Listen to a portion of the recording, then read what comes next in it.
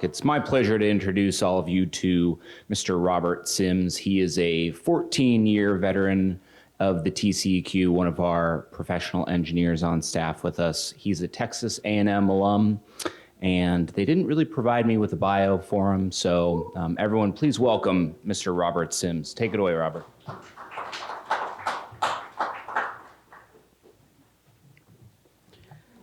Well, y'all must have a real interest in alternative capacity requirements if you're going to stay this late on the last day of this. So we'll begin. I was told not to read what I have here. There's no other way to do it. I'll try and add little things here and there. Where are the capacity rules? These are things that I'm going to answer later on, so I'm not going to give you the answer right now. How much capacity is my PWS required to have? What is an alternative capacity requirement and who is eligible? How do I request an ACR? How does TCEQ review your ACR request?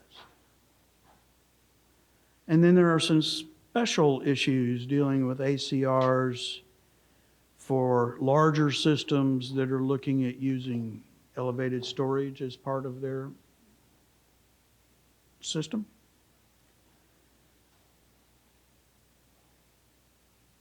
So where are the capacity rules? Well, you'll find those in section 45. That's 290.45.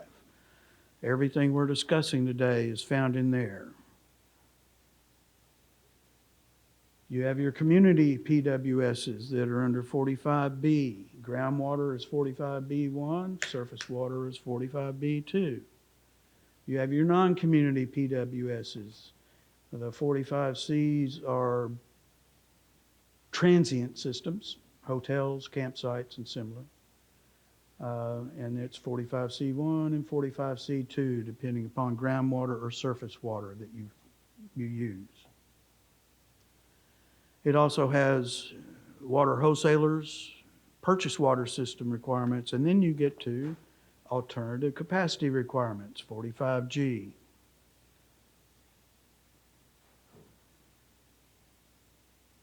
The tips to keep in mind as you're putting your package together. Calculations for an entire PWS and per pressure plane you'll want to look at. That's in 45A1. Total storage does not include pressure tanks. They're not used for this. They're also not used in CT studies for volumes. I'll just drop that in because it's not here. If a PWS cannot maintain at least 35 PSI during normal operations and 20 PSI in emergencies, and provide water at the max day demand, then TCEQ is going to require you to add storage capacity instead of keeping what you got and lowering your requirements. So you have to be able to meet what you've got. We've got some flow charts coming up, and they don't say flow chart on them later in here, but they're going to cover community groundwater systems, excluding mobile home parks greater than 8 units per acre and apartments. Community groundwater for mobile home parks greater than 8 units per acre and apartments. Community surface water, non-community systems. Water wholesalers and purchase water systems. Specific site capacity exceptions are covered here. Reviewed using a set of criteria, which is found in 290.45. It establishes a different capacity requirement for the PWS that is usually lower than the 290.45 requirement for your specific system. That's your goal, is to not have to build anything else. So you get, instead of 0.6 GPM per connection being required, you might get it lowered to 0.4, which would keep even putting in a new well, maybe. all PWSs except groundwater systems without storage that have at less than 50 connections can get an ACR. If they have ground storage, that's a whole nother deal on those small systems. So how do you request? Well, one thing in here is that isn't in here. If you've ever done an exception, you know that we have an exception request form that needs to come in with your submittal. You go to the exception page on our website and you'll also find an ACR submittal form. And it's different because it's just for ACRs and you're going to fill in your capacities you have, the units you have, and various other information. And then you're going to send 3 or more years of your daily production levels,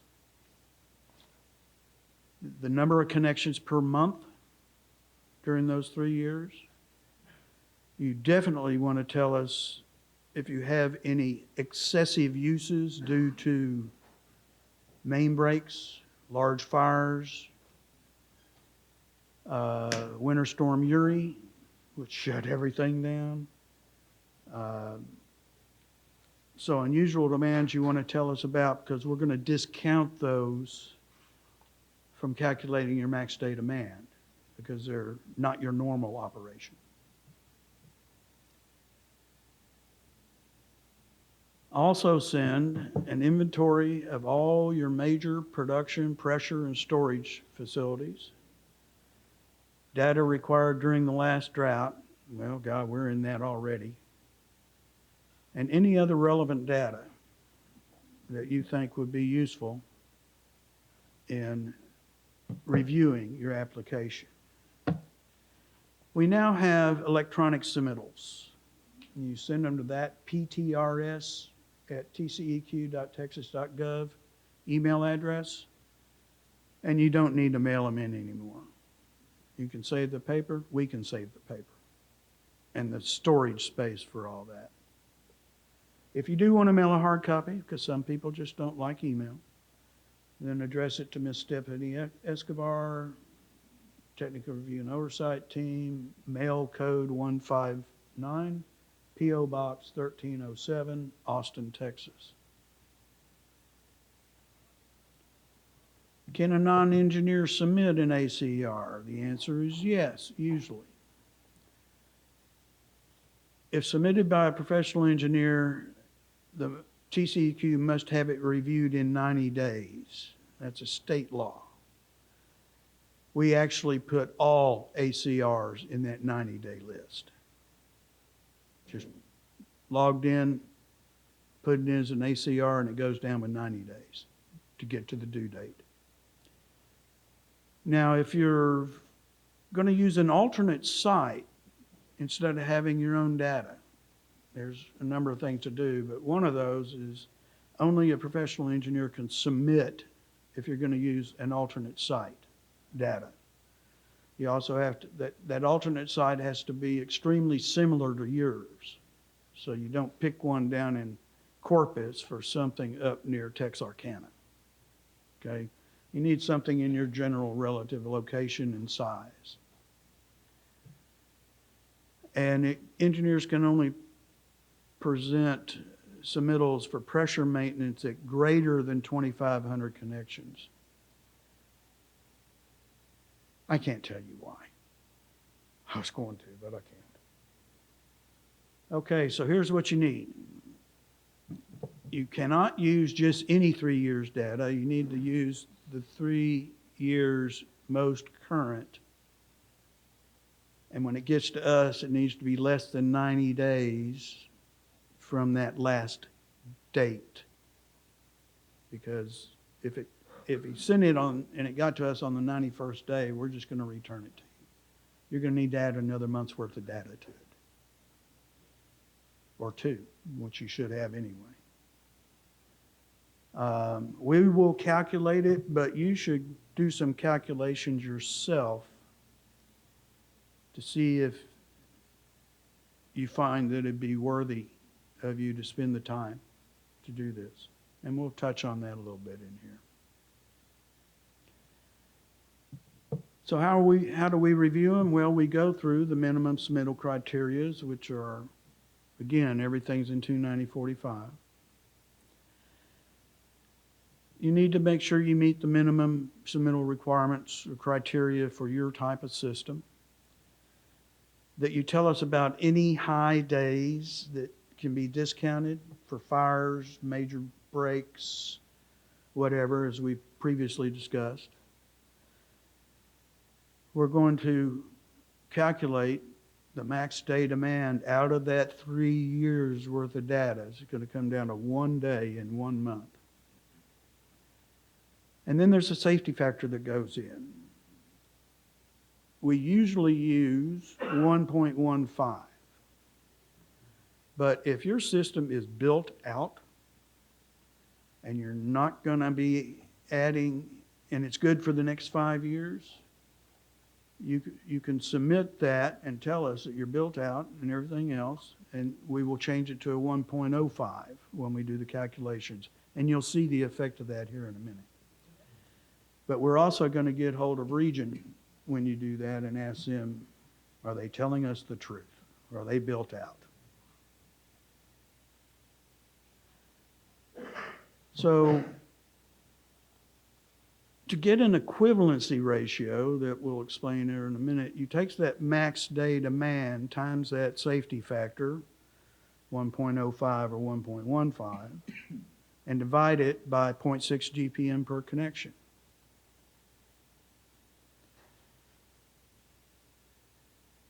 And then to calculate the alternative capacity requirements, you multiply that equivalency ratio we got by the applicable rule for your system out of the various capacity requirements for various systems in the first part of 29045. So you take your highest day demand out of your 3 years. That'll be 1 day out of those 3 years worth of days. And you have the number of connections for it. So it was 301,200. You're going to put that up there, divide it by a day, multiply it by 1 day, and divide by 1440, and you get a GPM per connection.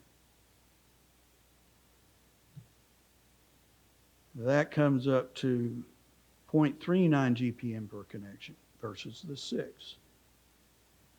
But we're not done yet. We now come in and take that 0.39 GPM per connection times the safety factor of 1.15 divided by 0.6 GPM per connection requirement. And that gives you an equivalency ratio of 0.75. So you get into the well capacity and you take that 0.75 equivalency ratio times the 0.6 GPM per connection, and it comes up 0.45 GPM per connection. That would be your alternative requirement that you're seeking. It's a lower capacity for your system that you are justifying through your historic data. So historically, you've been doing this or better. And now you're wanting to keep Region from coming on your back. Get the ACR and show them, yeah, this is all I need to do now. Storage gets calculated the same way. Then you get to the ugly one. This is that greater than 2,500 connections and elevated storage tanks. That's a special ACR. Can only be submitted by an engineer. You have to submit all the data we've already been through. And then go look in 45G5, which is the alternate capacity requirement rules. And he needs to submit all that. He needs to sign sealed statement that his pressure tanks can still provide 35 PSI at 1.5 GPM per connection. You're going to have generators that will provide that 0.35 GPM per connection while maintaining at least 35 PSI. Generators for production and treatment can provide, what am I looking at here? 0.35 plus GPM per connection to storage.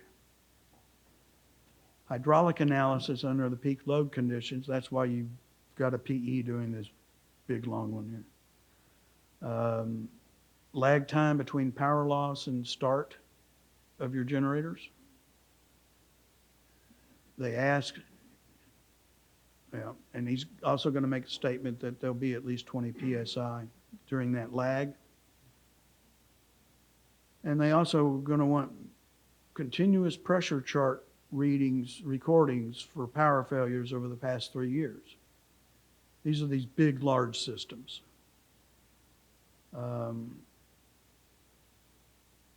Generators must have an immediate, dependable operation in power outages.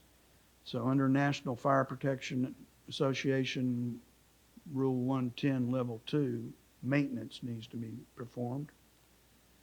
The switching gear to bring the generators online without dropping below 20 PSI is a requirement. You're going to need on-site fuel storage requirements. You need to meet those.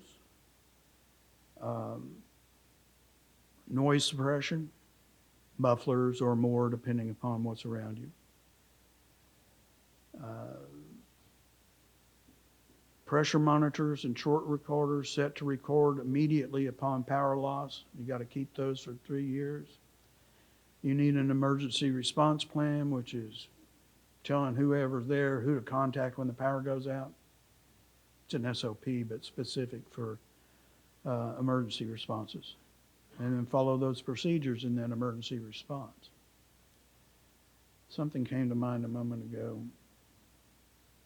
Yeah, it'll come back to me.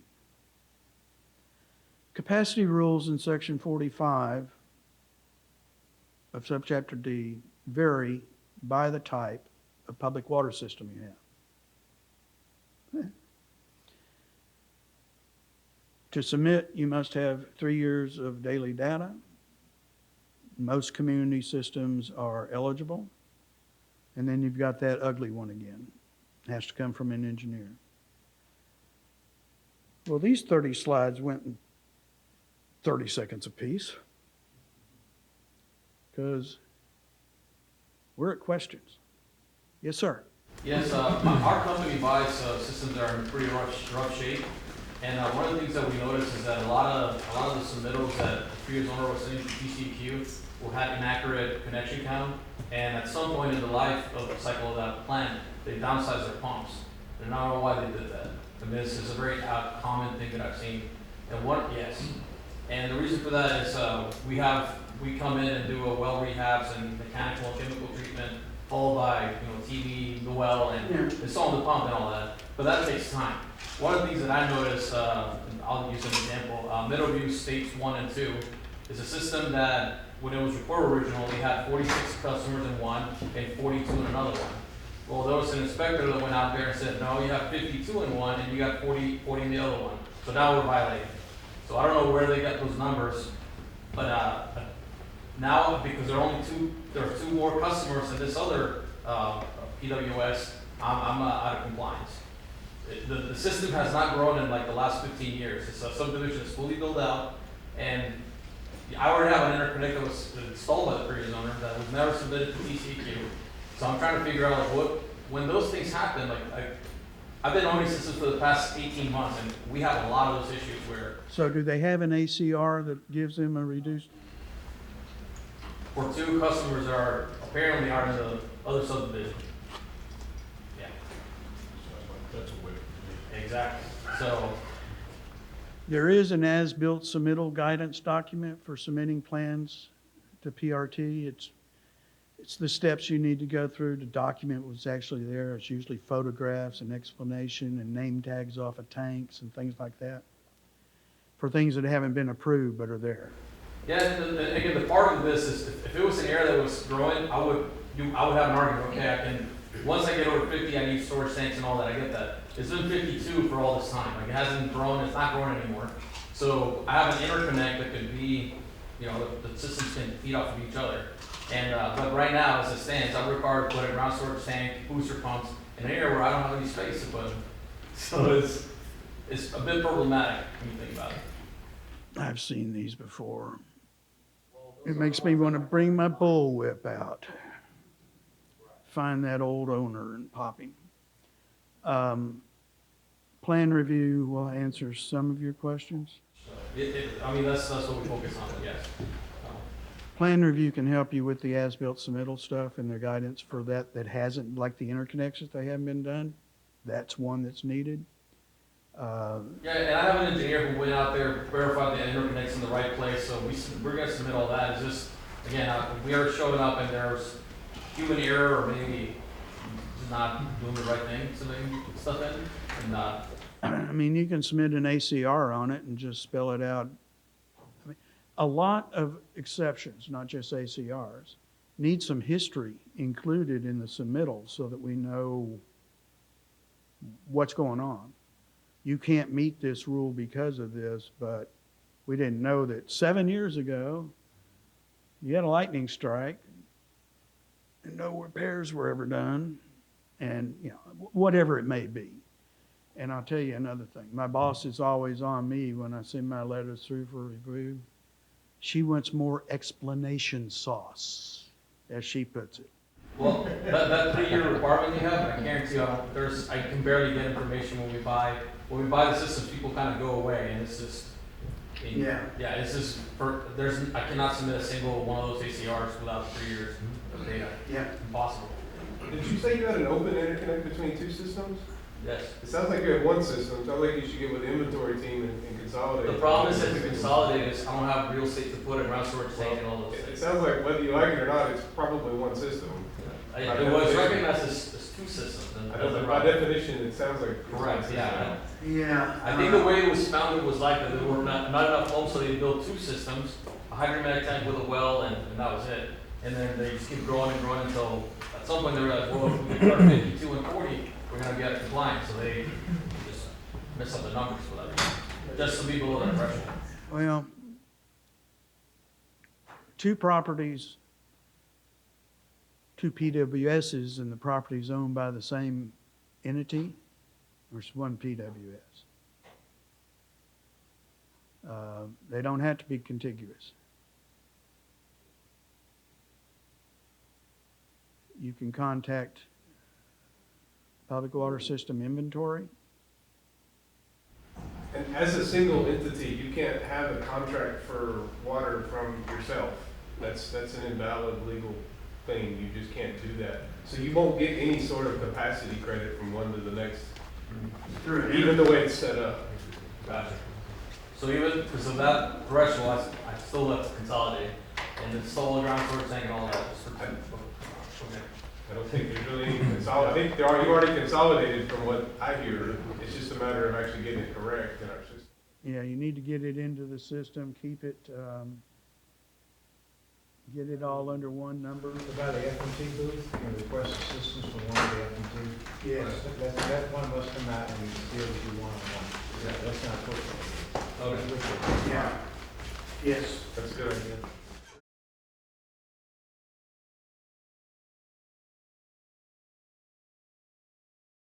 When were the requirements for the backup generators added? Well, they've always been there for systems along the coast. But after the Uri storm, everybody needs it. What county are you in? They're just, What county are you in? Brevard County was purchased for Water water county, system. okay, so yeah, top of your area. And I can operate off of our supply without, well, do you have pumps? do we have pumps? Yes. But we have bypasses on the plants and we can operate off the supplier pressure.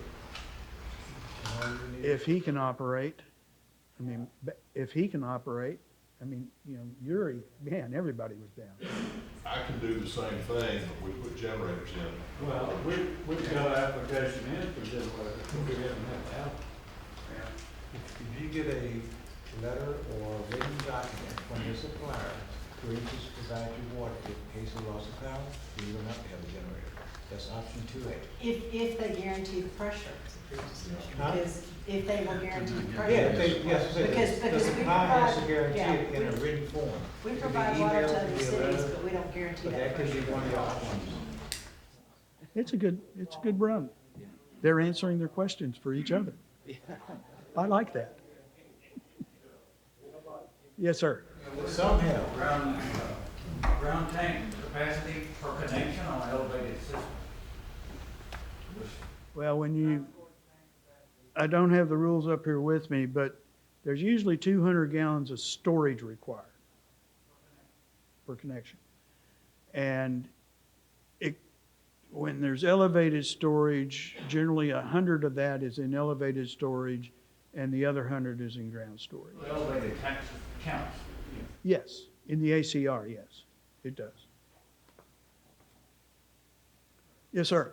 Once you've been approved and you get this ACR, is there a timeline when it would expire? Do you have to reapply after a certain amount of time, or is this good to go forever? There is no drop dead date on the ACR.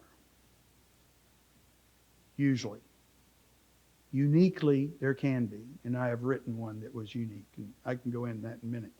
But the things that would cause the ACR to lose its effectiveness, which is something where region would come out and catch you on it, is if you had, 1,700 connections and you sat there for all these years and then all of a sudden you added another 1,000, your numbers are changing. And really all you have to do is after you get your 3 years of data, if region hadn't hit you yet, you submit for an updated ACR or a review of the ACR. If region catches you, you just tell them, well, we're collecting our 3 years of data so we can submit and get it revised. I don't know how they'll take that from you, but. Yes, sir. Is there a table or something that lists all of the capacity requirements per system type? Not in a table form. It is in the rule form. But I've never seen anybody take it and try and put that into a table. There's not one that I know. Next question. Yes, sir. Do you happen to know what the length of time that you're supposed to provide fuel?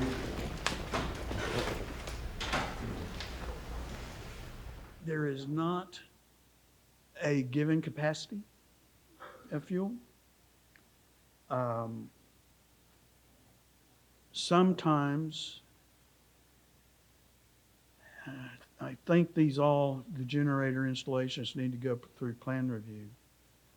They may want to see if you have a contract for refilling during the need. If you're on natural gas, then you don't have to have a fuel tank.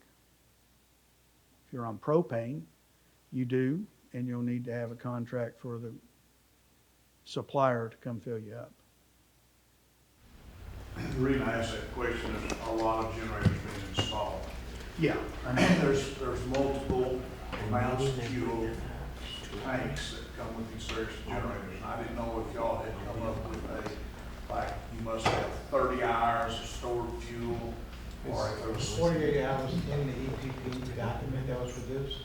Is that in the Houston area, or is It was in the this document. in the through? Yeah, it's in the actual plan. Elton Johnson's probably the best point of contact there. Of course, that 48 hours wouldn't get you through the Storm Uri. Elton Johnson and I conducted 10 workshops on TCEQ behalf on the EPP and Senate Bill 1. So it's 48 hours. But it's actually printed in the EPP. I'd say 7 days myself, but I mean, if you've got a big storm like Uri and people can't move anyway, the fuel trucks getting around are going to be slow and spotty. Some of them can move at all, or maybe they can, but they can't get the fuel into the truck. They don't have any power. So, I mean, that's, 48 is the minimum, I take it. It's spreading the EPP rule. Texas Department of Emergency Planning has a different number. EPA has a different number, but I can only from what's in the rule. That's what I want. Actually, I misspoke. It's not a rule yet because TCEQ didn't have time to make a rule. Right. Well, we have to wait to get it over. So that's what's currently in the law. It's 48 hours. Yeah. I'd look at 7 days. You know, if I was designing for a plant, I'd look at their capacities and other things, and make sure the generator will supply all their needs, and I'd put in a tank for 7 days. I mean, it's diesel, it's not gonna go bad like gasoline does. 'Cause it will through time, but you fire up every Wednesday. When you do that step 2 requirement underneath the Generator Act there with the fire protection, that you will consume, after going through those, but you have to consume when you have a 5,000 gallon tank. Yeah. So the 7 days, have an engineer look at it before you buy a 7-day tank. Yeah. We've looked at it, we're trying to get our county to maybe look at a significant storage that, where the fuel can roll through it, but yet keep a minimum amount, and then some way to deliver to this. You got a lot of real water co-ops, it's gonna all need a fuel source, and they're not gonna be able to build storage tanks for 7 days. They don't have physical space on the Yeah. little packs they have. Yeah. So that's the reason I was wondering, so it's I mean, everything that goes plan review has to come from a licensed professional engineer. So I may throw out a number of 7 days, but you should, for your individual systems, have your engineer go through and look at it, verify it, look at your one site needs, look at your overall site needs, figure out how you're going to deal with this and so forth. I'll pull out one thing that sure helped us to get through the storm. We had generators, we were looking for fuel. We got the fuel from the bus barns and the schools to keep our generators going during the storm. So you get to looking for fuel. There's generally some pretty good fuel available with your school districts that have diesel generators. I know there's some areas that don't, diesel buses. That's good. If you're a rural system, talk to your farmers. Farmers can help you for sure. We had some that did, but we were out of power for 10 days. Yeah. So 7 days of fuel doesn't sound so bad, does it? But I do understand that consumption of that is going to have to be, you're going to have to fuel your trucks up out of it during that time frame and just keep it replenished or however you want to work it.